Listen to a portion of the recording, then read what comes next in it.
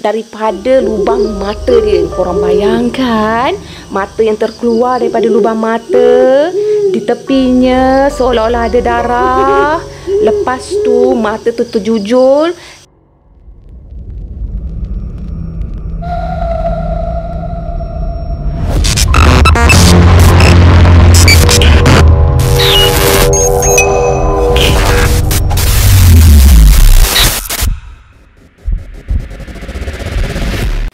Bismillahirrahmanirrahim. Allahumma salli ala Sayyidina Muhammad wa ala ali Sayyidina Muhammad.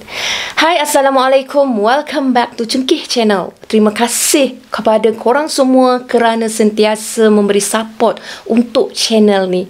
Hari ni akak nak kongsikan pengalaman seram yang dialami oleh kawan akak. Kalau korang nak tahu apa yang seramnya, korang kena stay dengan akak. Bismillahirrahmanirrahim. Qul a'udzu birabbil falaq min syarri ma khalaq wa min syarri ghasiqin idza waqab wa min syarri naffathati fil 'uqad wa min syarri hasidin idza hasad.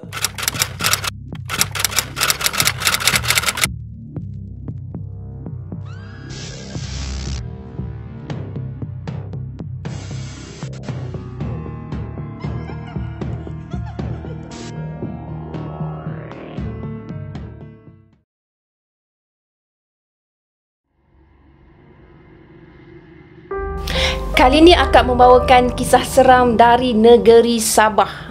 Tadi kan akak cakap kawan akak share kisah ni. Kawan akak ni dikenali sebagai PA, bukan nama sebenar. PA, dia ada kakak sepupu tau, yang tua lebih 2 tahun daripada dia, yang dikenali sebagai Kak Rina. Kenapa akak kaitkan Kak Rina dalam kisah PA ni? Sebab PA dan Kak Rina ni masing-masing ada keistimewaan masing-masing, di mana mereka mempunyai deria keenam yang sensitif. Apa yang sensitif? Okey, dengar betul-betul. PA mempunyai pendengaran yang sensitif, di mana PA boleh mendengar perkara-perkara mistik, manakala Kak Rina boleh melihat kepada perkara-perkara mistik. Orang kata hijab terbuka. Jadi agak unik apabila dua sepupu ni memiliki kebolehan yang berbeza. Maknanya kat sini akak nak bagi tahu PA tak boleh melihat benda-benda yang mistik. Kak Rina pula tak boleh mendengar benda-benda yang mistik. Perkongsian pada kali ni fokusnya kepada pengalaman mereka berdua semasa mereka melalui keadaan mistik di kampung atuk mereka. Oleh kerana mereka ni merupakan cucu-cucu yang ada kelebihan macam ni, maka mereka menjadi sangat rapat dan sering berkongsi-kongsi pengalaman. Pada suatu hari dalam tahun 1992, masa tu PA berada di darjah 4, manakala Kak Rina berada di darjah 6. Mereka telah diamanahkan untuk pergi ke rumah nenek saudara mereka untuk menghantar juadah makanan. Maknanya pada malam tersebut selepas isyak diadakan kenduri tahlil di rumah arwah nenek dan atuk mereka. Jadi mereka disuruh hantar makanan lah ke rumah nenek saudara, sebab nenek saudara mereka tak dapat nak datang atas sebab sakit. Tambahan pula anak-anak kepada nenek saudara mereka tu tak dapat nak balik, tak dapat nak join. Yang ada pun seorang je. Itu pun memang kena stay kat rumah untuk jaga nenek saudara kat rumah. Jadi jarak antara rumah nenek, arwah atuk dan nenek dia ni dengan rumah nenek saudara dia ni lebih kurang 20 minit. Memang agak jauh jugalah kan. Tambahan pula, untuk sampai ke rumah nenek saudara mereka ni, mereka perlu melalui jalan yang orang kata ada simpang sana simpang sini, masuk semak sana semak sini. Sebab pada tahun tersebut jalan raya masih belum berturap, malah lampu jalan pun memang tak ada. Mereka hanya bergantung pada torchlight sahaja untuk menyuluh perjalanan mereka. Lagi satu, mereka berdua perlu melalui kawasan perkuburan untuk sampai ke rumah nenek saudara mereka. Tapi bukan itu yang seram untuk kisah kali ini.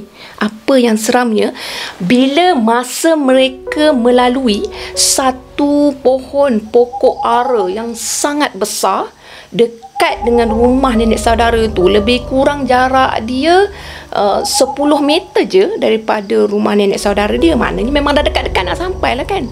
Tapi bila ujian tu datang, ia tetap akan dilalui juga. Masa tu Peah yang mempunyai deria pendengaran yang sensitif ni telah mendengar suara perempuan yang sedang mengilai. Nak kata mengilai pun ia juga, nak kata menangis pun ia juga, nak kata menyanyi pun ia juga. Pendek kata, bunyi tu telah menyebabkan Peah ni rasa seram. Seram yang menusuk sehingga ke tengkuk dia tahu. Tapi masa tu Peah kuatkan semangat. Sebab kalau Peah ni menunjukkan respon bahawasanya dia dah dengar pada sesuatu, dia yakin Kak Rina akan cuba cari kepada bunyi tersebut. Jadi dia cuba mendiamkan diri masa tu dekat pokok ara yang mereka lalui tu.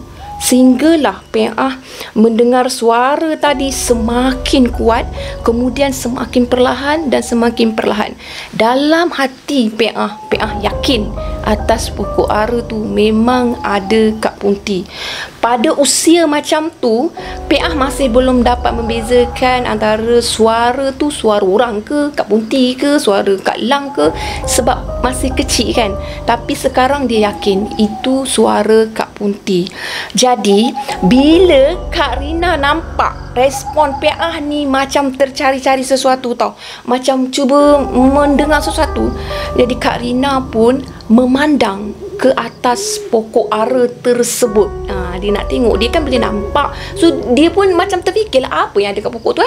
Bila Kak Rina terpandang ke arah pokok ara tu, alangkah terkejutnya Kak Rina. Masa tu Kak Rina nampak sesuatu yang bertenggik atas pokok ara tu. Perempuan berpakaian serba putih dengan mata merah, dengan rambut yang mengurai memandang ke arah mereka macam nak makan mereka tahu, macam nak terkam ke arah mereka. Apa lagi masa tu Kak Rina pun ambil langkah 1000. Kak Rina bagi tahu kepada Peah, cabut. Dia orang pun berlari-lari lintang pukang sampai ke rumah nenek saudara mereka. Jarak dia 10 meter akak cakap tadi, memang dekat. Bila sampai rumah nenek saudara mereka, mereka terus bagi salam. Assalamualaikum. Tak habis salam lagi, mereka terus merempuh masuk ke rumah nenek saudara mereka. Bila mereka dalam keadaan kelam kabut macam tu, dalam keadaan memang menampakkan wajah mereka dalam ketakutan, jadi nenek saudara minta mereka supaya bertenang. Kamu kedua ni kenapa? Nenek saudara dia dah jawab lah, salam kan, waalaikumsalam. Masa tu akak cakap tadi kan, anak kepada nenek saudara ada seorang Maksu duduk kat rumah tu. Jadi Maksu pun minta mereka bertenang. Kamu ambil nafas dulu, kamu relax dulu, lepas tu bagi tahu apa yang berlaku kan. Tapi kan keadaan masa tu, bila diamanahkan oleh arwah nenek mereka untuk hantar juadah tu, perkara yang dipentingkan masa tu juadah tu. Mereka masih tengok juadah tu tumpah ke tak tumpah ke. Alhamdulillah juadah tu cuma kuah je yang tertumpah, tapi nasi, sayur, semua lauk tak tumpah. Jadi sempat lagi tu melihat kepada orang kata amanah tu kan, itu yang paling penting. Jadi amanah tu disampaikan kepada Maksu. Lepas tu Maksu cakap terima kasih, alhamdulillah rezeki untuk hari tu kan. Lepas tu Maksu pun bertanya perlahan-lahan, tak nak push kepada dua sepupu ni tahu. Jadi Maksu tanya, apa yang kamu nampak? Bila kedua-duanya berceritakan apa yang mereka nampak, masa tu nenek saudara pun dengar, Maksu pun dengar. Jadi nenek saudara memang memahami mereka, nenek saudara memang percaya cakap mereka. Sebab menurut nenek saudara mereka, pokok ara tu memang berpenunggu. Memang ada yang duduk bertenggek kat situ. Malah suara-suara tu kalau diizinkan oleh Allah Subhanahu Wa Taala, sesiapa pun boleh dengar. Tapi yang diizinkan oleh Allah.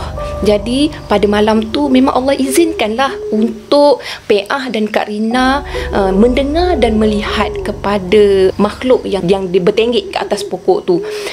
Jadi atas nasihat daripada nenek saudara dia, maka Maksu pun dia temankanlah dua sepupu tu balik ke rumah, sebab mereka tak nak ganggu emosi kepada dua sepupu tu sebab masih lagi di sekolah rendah kan.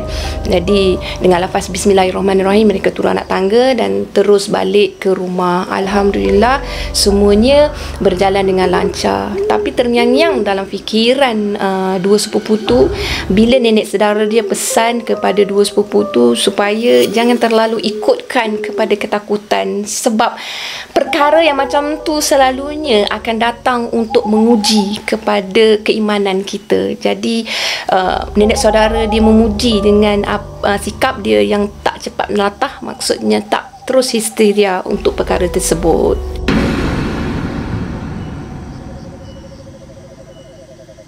Akak sambung dengan perkongsian seram mereka yang berlaku semasa mereka berdua remaja.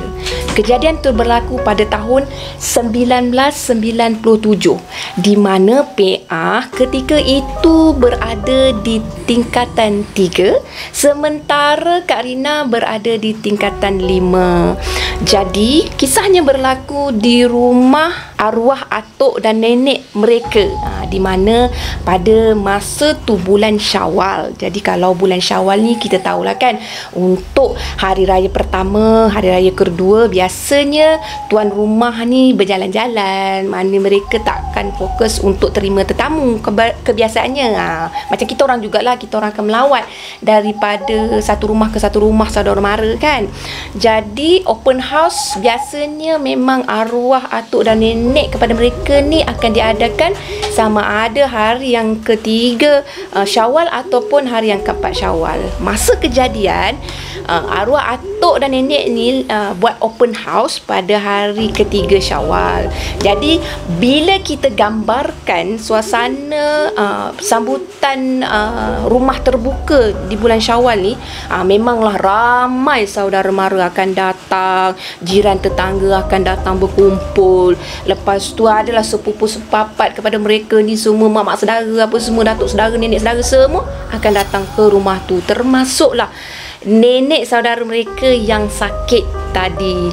Jadi kejadian dia berlaku di tengah hari apabila sekumpulan lelaki termasuk atuk kepada PA ni pergi menunaikan solat zuhur berjemaah di masjid. Jadi tak kisahlah semua yang lelaki, pak saudara ke sepupu sepapat diorang ke, asal lelaki semua kena pergi berjemaah dekat masjid. Itu memang yang disuruh oleh arwah atuk kepada PA ni. Yang tinggal kat rumah tu hanyalah kumpulan perempuan yang terdiri daripada nenek PA, mak-mak saudara semua, mak-mak budak daripada jiran kiri kanan semua yang masih stay dekat rumah tu, makan-makan, sembang-sembang semualah kan. Jadi masa tu untuk kumpulan kanak-kanak pula kebanyakannya berada di halaman rumah. Akak bagi gambaran rumah arwah atuk dan nenek PA. Rumah mereka rumah yang tinggi, rumah papan, perlu menaiki anak tangga untuk sampai ke ruang tamu atas. Di hadapan rumah mereka ada pintu pagar yang besar. Kemudian bersebelahan, maknanya lebih kurang jarak 15 meter daripada pintu pagar tu ada satu pohon pokok rambutan yang besar, dan di bawah pohon rambutan tu dia ada satu pangking. Lebih kurang macam tu, akak tak pandai nak sebut parking ke pangking.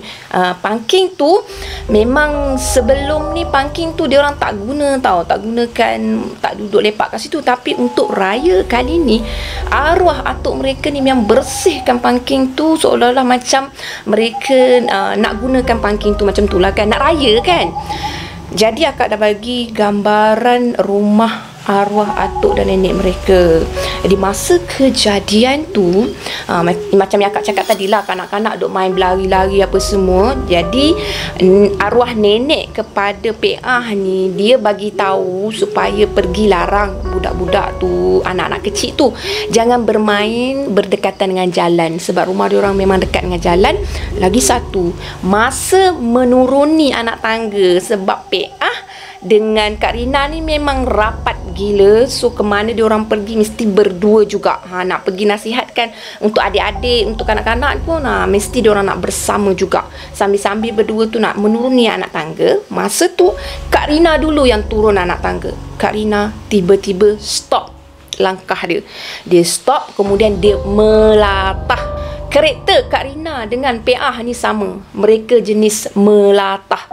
Jadi tanpa disentuh, PA tak sentuh pun Kak Rina, tak ada cuik-cuik apa semua, tak ada. Tiba-tiba Kak Rina melatah, mak kau nenek, mak kau nenek, macam tu. Biasalah orang melatah ni, dia tak boleh nak kontrol tau. Apa yang dia nampak, apa yang dia fikirkan, itu dia akan ucapkan tau. Jadi PA rasa pelik, kenapa pula tiba-tiba mak kau nenek macam tu kan. So PA tanya kepada Kak Rina. Kak Rina ni mesti ada nampak sesuatu, sebab Kak Rina kan boleh nampak tapi tak boleh dengar. PA kan boleh dengar tapi tak boleh nampak. Jadi masa tu Kak Rina tak nak cakap apa-apa. Lepas tu Kak Rina belum sentuh lagi tau kaki tu pada tanah tau. Dia bagi tahu kepada anak-anak sepupu dia lah kan, budak-budak kat situ. Dia cakap, korang jangan main dekat luar pagar tu, korang masuk dalam pagar. Dengar cakap akak. Kak Rina memang garang orangnya pada masa tu. Jadi mereka pun masuk balik dalam pagar untuk keselamatan. Wan, kau pergi tutup pintu pagar tu. Jadi Wan ni agak besar sikit, dia pergi tutup pintu pagar. Lepas tu Wan ni sebenarnya walaupun dia besar, dia lah otai yang ajak diorang main kat luar lah, apa semua, yang ajak main yang bukan-bukan. Jadi masa tu Wan nak menuju ke arah pangking yang akak cakap tadi. Lepas tu Kak Rina melarang, Wan, kamu jangan pergi main dekat pangking tu. Kamu dengar, kamu semua dengar cakap akak larang ni, kamu semua jangan pergi main dekat pangking tu. Jadi budak-budak lagi kita larang, lagi ndaklah dia pergi. Dah tentulah bila Kak Rina tu melarang, apa yang ada kat pangking tu, kenapa tak boleh main kat pangking tu kan. Lagi naklah mereka menuju ke pangking tu. Jarak antara tempat Kak Rina berdiri tangga tu dengan pangking tu 2 meter je korang. Kak Rina memang nampak dengan jelas. PA tetap tak puas hati bila mereka memalingkan punggung. PA tanya lagi pada Kak Rina, apa yang Kak Rina nampak? Ceritalah dekat PA. PA nak tahu juga. Sibuk betul nak tahu kan. Jadi Kak Rina pun cakap macam ni, cuba kamu dengar betul-betul apa yang ada kat situ. Jadi PA pun pasang telinga dia. Dia nak dengar. Kot-kot lah ada bunyi something dekat situ. Tapi tak ada lah. PA cakap tak ada lah kak, memang tak ada lah. PA memang tak dengar apa-apa. Yang PA dengar suara mak-mak orang bergosip, suara budak-budak main, suara remaja-remaja, bayi-bayi dia orang ni lah, bersembang-sembang apa semua. Tak ada dengar apa-apa, memang tak ada. Kak Rina cakap tak apalah kalau macam tu. Tapi PA tetap tak puas hati juga. Dia nak tahu juga apa yang berlaku. Tapi Kak Rina meneruskan perjalanan dia sampai ke atas rumah. Bila sampai ke atas rumah, alangkah terkejutnya semua orang dekat situ apabila kanak-kanak yang bermain dekat halaman rumah di bawah tadi masing-masing menangis. Bukan yang menangis mengada-ngada, tak. Tapi menangis yang memang beria sangat-sangat. Lepas tu mereka masing-masing menerpa ke arah mak masing-masing, memeluk erat mak masing-masing. Masa tu Kak Rina istighfar, Astaghfirullahalazim, Astaghfirullahalazim, ya Allah, macam tu kan. Sebab dia dah nampak, tapi dia tak nak ceritakan pada PA, dia tak nak mengeruhkan keadaan. Lepas tu PA perasan pada wajah Kak Rina memang cuak. Lepas tu arwah nenek kepada mereka ni keluar cepat-cepat tengok apa yang berlaku tau.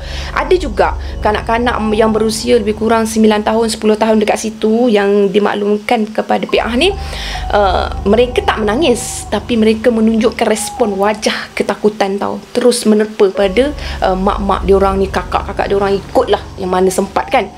Jadi arwah nenek kepada mereka ni pergi keluar rumah. Ya Allah, ya Allah, kau lindungilah kepada anak cucuku apa semua kan. Lepas tu mereka ajak naik ke atas rumah. Okey, akak bagi tahu pada korang, arwah nenek kepada mereka ni bersama dengan nenek saudara mereka yang sakit tadi sebenarnya ada pengetahuan, ada ilmu macam mana nak menangani masalah ni. Korang jangan salah sangka, ilmu mereka ni berasaskan Al-Quran. Mereka membacakan ayat-ayat suci Al-Quran yang ringkas. Mereka membacakan doa mengikut cara Islam. Orang kata rukiahkan air. Kemudian mereka merenjis-enjis ke arah kanak-kanak semua tadi. Kemudian suruh minum. Mereka melurutkan ke muka kanak-kanak tersebut. Lepas tu mereka cuba tenangkan kepada kumpulan kanak-kanak tadi. Lepas tu barulah arwah nenek pada mereka ni tanya kepada kanak-kanak tersebut apa yang mereka nampak. Kanak-kanak tersebut menjelaskan apa yang mereka nampak. Dan masa tu respon muka Kak Rina memang mengangguk, seolah-olah apa yang dia nampak sama macam apa yang kanak-kanak tersebut nampak. Selepas kejadian berlaku, arwah nenek mereka ni tak henti-henti membebel. Seolah-olah macam nak marah pun ya. Lepas tu bising macam-macam pun ya. Duk sebut je. Si tua ni masih tak buang-buang lagi. Mana si tua ni? Si tua ni. Masa tu kan arwah nenek memang gelarkan kepada arwah atuk si tua. Sebab sesetengah kaum Melayu di Sabah pada masa tu masih menggunakan gelaran tua bagi mewakili kepada suami. Jadi gelaran ni sebenarnya dah digunakan sebelum merdeka lagi. Jadi tak ramai yang mengetahui perkara ini. Jadi akak sambung lagi, bila si tua yang ditunggu tu balik daripada masjid, makanya nenek pun tercegat dekat pintu rumah tau. Nenek dah tak sabar-sabar ni, memang nak marah betul ni dengan arwah atuk ni. Bila arwah atuk sampai, bagi salam, assalamualaikum semua, nenek senyum lagi, cool lagi. Lepas tu nenek tanya, nenek kata, saya dah bagi tahu kan, dah pesan, kenapa tak dibuangkan lagi benda Allah ni? Kenapa dibiarkan lagi benda Allah ni dekat pangking tu?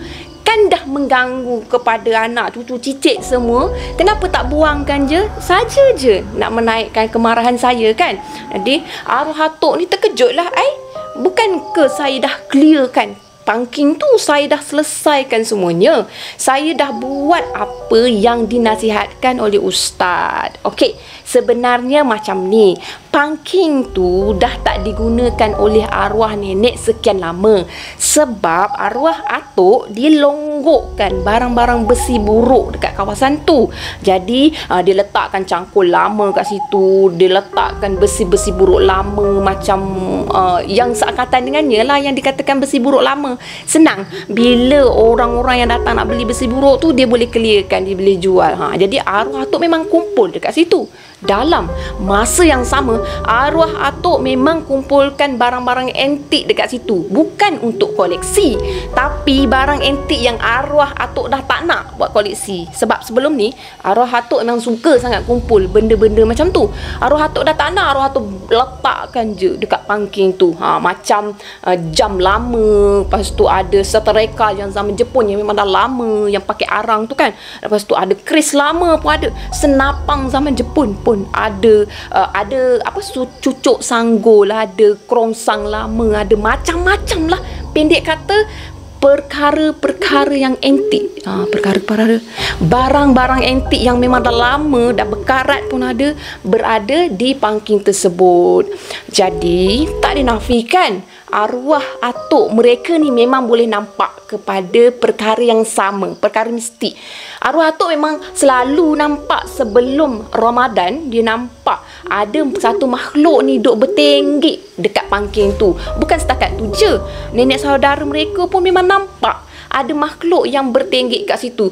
Tapi disebabkan makhluk tu tak mengganggu pun mereka, jadi mereka buat tak tahu. Tapi bila arwah atuk maklumkan kepada salah seorang ustaz dekat kampung tu, ustaz tu nasihatkan supaya arwah atuk clearkan tempat tu. Maksudnya jangan biarkan makhluk tu bertenggek dekat situ. Sebab kalaupun makhluk tu tak mengganggu tuan rumah, tapi makhluk tu akan mengganggu kepada orang lain, terutamanya orang yang lalu lalang dekat kawasan rumah mereka. Sebab rumah mereka kan tepi jalan utama. Jadi atas nasihat yang diberikan itulah, atuk ni sebenarnya nak clearkan tempat tu sebelum raya lagi. Tapi disebabkan arwah atuk ni memang sibuk orangnya. Arwah atuk ni merupakan imam dekat masjid di kampung tu. Lepas tu arwah atuk ni mengaji kat masjid, mengajar kompang untuk anak muda dekat kampung tu. Jadi agak sibuk. Tapi kan disebabkan arwah nenek tu pok pek duk membebel, tak di-clearkan lagi, tak dibersihkan lagi, tak di itu ini lagi. Jadi arwah atuk pun malam raya tu memang dah settle, dah clear dah. Maksudnya ambil lah masa 2-3 hari kan, bukannya terus settle. Dengan usia dia memerlukan masa. Jadi untuk malam raya tu memang cantik pangking tu, dah cantik, dah kemas apa semua. Bolehlah arwah nenek ni jadikan sebagai tempat untuk melepak, nak nganyam ketupat ke, nak sembang-sembang ke apa semua, bolehlah digunakan pangking tu. Ada faedahnya juga kan. Tapi kan masa tengah-tengah bebel tu kan, arwah atuk ni dirasa tercabar tau. Bukan tercabar maksudnya tak boleh dicabar, tak. Dirasa macam makhluk ni memang nak cari penyakit, makhluk ni memang nak kena dengan aku ni. Lepas tu arwah atuk pergi tukar pakaian, naik kat rumah apa semua, gedek apa semua. Arwah atuk pun pakailah pakaian biasa dia tu, dengan kain plekat tau. Kain plekat dengan baju t-shirt dia, dikilahnya. Lepas tu dia ambilnya kapak, lepas tu dia ambilnya tukul. Lepas tu atuk ni memang tekad, dia memang nak musnahkan pangking tu, dia nak robohkan pangking tu. Maknanya benda tu tak boleh duduk dekat pangking tu. Dah kena bebel dengan arwah nenek. Jadi arwah atuk memang dia betul-betul tekad lah kali ni kan. Lepas tu masa nak pergi dekat pangking tersebut dengan peralatan dia tu, masa tu lah Peah dia pasang telinga tau. Dia pasang telinga, sebab telinga dia memang boleh mendengar pada perkara mistik. So masa tu telinga dia jelas kedengaran suara seperti suara nenek tau, garau-garau macam tu, bagi tahu jangan dibuat macam tu, lebih kurang macam tu. Lepas tu arwah atuk sebelum nak robohkan pangking tu, arwah atuk azan dulu tau. Selepas azan, bismillahirrahmanirrahim, memang tekad memang nak robohkan pangking tu untuk keselamatan semua, untuk keselesaan semua. Tak nak lah makhluk tu bertenggek lagi kat situ. Lepas tu arwah atuk memang nak mula lah ni. Bila nak mula, makhluk tu menghalang. Makhluk tu kata, kenapa ganggu aku? Macam tu. Lepas tu arwah atuk berinteraksi lah dengan makhluk tu. Aku tak ganggu engkau, engkau yang ganggu anak cucu cicit aku. Jadi benda tu, maksudnya makhluk tu tak puas hati. Makhluk tu kata, aku tak kacau pun mereka, aku cuma nak sakat mereka. Pula cuma nak sakat mereka sampai dah menangis macam tu, sampai dah berteriak macam tu. Tak boleh macam tu, memang tak boleh kan. Jadi atuk pun cakap, berambus engkau dari tempat ini kawasan rumah aku. Tapi makhluk tu jawab, aku tak nak berambus, ini tempat tinggal aku tak ada tempat tinggal lain. Atuk pun cakap, peduli apa engkau ada tempat tinggal lain ke tak, ini kawasan rumah aku tak nak engkau berada di kawasan ni. Berambus engkau, aku kata berambus. Kalau engkau tak nak berambus, aku bakar engkau. Macam tu. Jadi bila atuk panjang lebar bagi tahu pada makhluk tu supaya berambus, makhluk tu tetap tak tak nak. Makhluk tu mengundur. Kemudian makhluk tu cuba memanjat pokok rambutan. Masa tu atuk cakap lagi, kau panjat pokok rambutan tu, kau panjat pokok tu. Kalau kau panjat pokok tu, dengan pokok-pokok tu aku tebang. Kau tak tahu, kau tengok, kau tunggu. Macam tu. Atuk ni garang tau. Lepas tu benda tu cakap, aku tak nak tinggalkan tempat ni. Ini tempat tinggal aku. Lepas tu atuk pun dia dah geram sangat apa semua. Lepas tu atuk geram punya pasal kan. Memang atuk pegang kapak kan. Atuk letak pada pangking tu tak satu kapak. Kau nak tinggalkan tempat ni atau tak? Kau nak berambus ke tak nak? Sekarang ni nak berambus ke tak nak? Sebelum aku memang aku runtuhkan tempat ni. Jadi masa mereka berinteraksi, PA ni memang dengar dengan clear dan dia tak nak dengar tau. Dia tak nak dengar walaupun usia masa tu remaja. Dia tutupkan telinga dia, tak nak dengar. Tapi benda tu jelas kedengaran tau. Makin ditutup telinga dia, makin jelas kedengaran. Sampailah atuk dah habis-habis full dah tu marah. Full tahap marah sangat-sangat tu. Atuk membacakan surah yang bersesuaian dengan Al-Quran.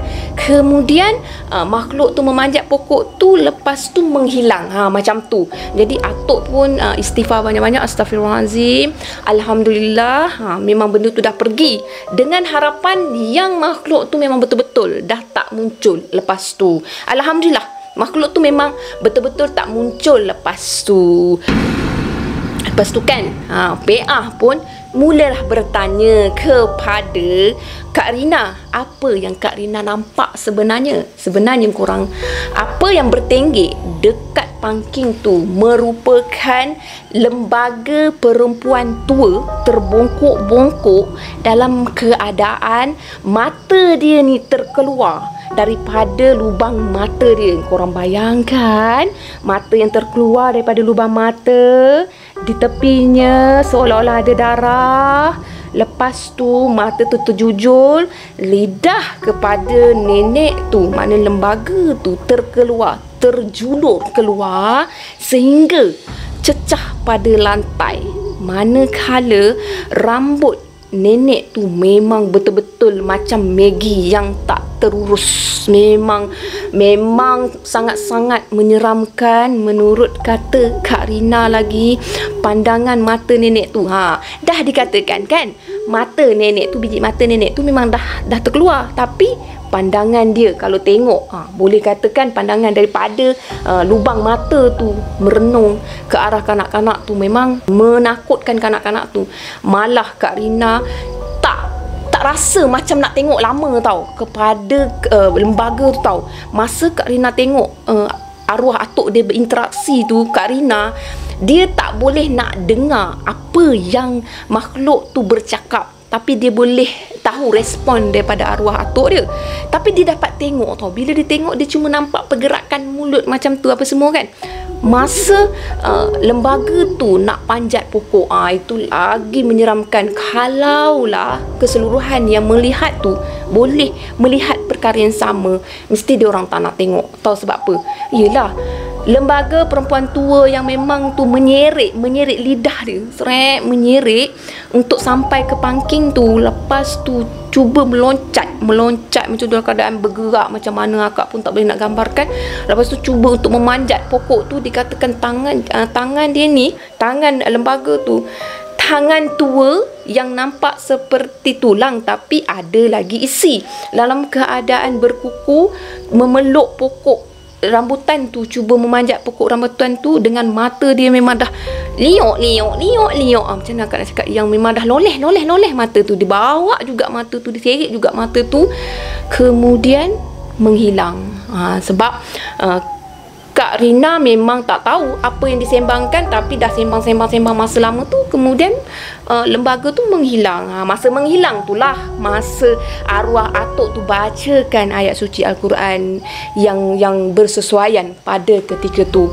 Jadi setakat tu je lah perkongsian mereka untuk zaman remaja tau. Mereka cakap masa tu mereka scrub balik ke rumah arwah atuk dan nenek ni. Dah tak ada dah gangguan penampakan pendengaran yang macam tu dah tak ada dah kat situ. Dikatakan juga pohon rambutan tu masih ada sampai sekarang, tapi disebabkan arwah atuk dan arwah nenek dah meninggal, ditambah pula dengan PKP sehingga hari ni apa nama Kak Leha Rina dan juga Peah ni memang dah tak balik lagi lah ke kampung tu. Okey, akak perlu sampaikan apa yang dinasihatkan oleh arwah atuk tahu. Kita sama-sama lah ambil apa yang dinasihatkan oleh arwah atuk kepada Peah dan Kak Rina ni. Arwah atuk pesan kepada mereka yang mempunyai panca indera yang keenam ni, tak semua orang boleh menerima apa yang kita miliki. Maksudnya ada setengah orang akan cakap mereka tak percaya, malah mereka katakan bahawa dua sepupu ni sebenarnya disampuk ataupun memiliki saka. Maksudnya saka yang diturunkan bukan atas permintaan mereka. Macam-macam andaian yang diberikan. Mereka dibawa berubat dari satu tempat ke satu tempat, dari satu ustaz ke satu ustaz, dari satu pengamal perubatan kepada pengamal perubatan. Dan di sini akak bagi tahu apa yang diluahkan oleh Kak Rina dan Peah penat sebenarnya. Bila mereka dibawa ke tempat untuk berubat, ada kawasan tempat tu yang mereka mendengar macam-macam jenis dengar. Maksudnya Peah je yang dengar bunyi teriakan, bunyi tempikan. Maklumlah itu kan kawasan pusat untuk orang-orang datang berubat, entah apa yang dia bawa kan. Jadi macam-macam benda yang Peah boleh dengar, menjerit-jerit, tolong lah apa semua, histeria lah apa semua. Dalam masa yang sama Kak Rina boleh nampak kelibat tu, lembaga ni. Jadi satu kejutan untuk mereka untuk terus berubat. Jadi inisiatif yang diambil arwah atuk dan nenek bagi tahu ini juga merupakan satu kelebihan di mana mereka perlu hidup bersama dengan kelebihan ini. Walaupun setengah orang kata ini bukan kelebihan sebenarnya, ini macam satu keburukan tau, tapi mereka menerima seadanya. Alhamdulillah ustaz memuji mereka berdua ni sebab mereka berdua ni kuat, tak mudah histeria dan sebagainya. Jadi atuk pesan kepada mereka dan mereka cuba sampaikan kepada semua, jangan tinggal solat. Sebab walaupun kita bukan memiliki kelebihan macam mereka ni, tapi kalau kita nampak perkara-perkara macam ni, insya-Allah kalau kita solat, kekuatan kita, ketakutan kita hanya pada Allah. Kita akan kuat dengan sendiri. Lepas tu banyakkan baca Al-Quran, banyakkan zikir. Lepas tu jangan berinteraksi dengan perkara tersebut. Maksudnya perkara-perkara mistik ni kadang-kadang akan datang dalam bentuk macam nak menyesatkan kita. Kita jangan berinteraksi dengan dia. Jangan terima apa pembisikan dia. Contohnya macam ni, macam kisah tadi tu, Kak lupa dia nak buat perjanjian. Memang ada dialog, dia cakap nak buat perjanjian, tapi atuk cakap aku tak akan buat perjanjian. Maksudnya kita jangan mudah buat perjanjian dengan benda-benda macam ni. Itulah yang cuba disampaikan. Apapun yang baik kita sama-sama ambil jadikan tauladan, apa yang buruk kita sama-sama ambil jadikan sempadan. Terima kasih korang. Bye. Assalamualaikum. Terima kasih. Jangan lupa subscribe. Bye. Bye. Assalamualaikum. Bye. Terima kasih semua.